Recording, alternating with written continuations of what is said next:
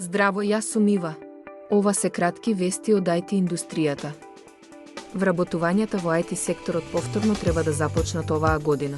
Податоците на интервјуинг ја покажуваат дека дел од големите компании како Мета и Netflix веќе агресивно започнале да вработуваат.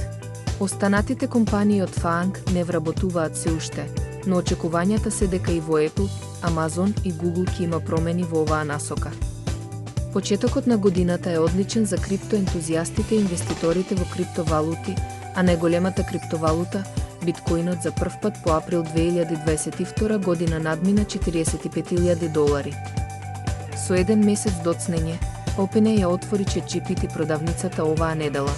Првичната идеја беше оваа продавница да биде официјално достапна од ноември, но бурниот период за компанијата го направи своето.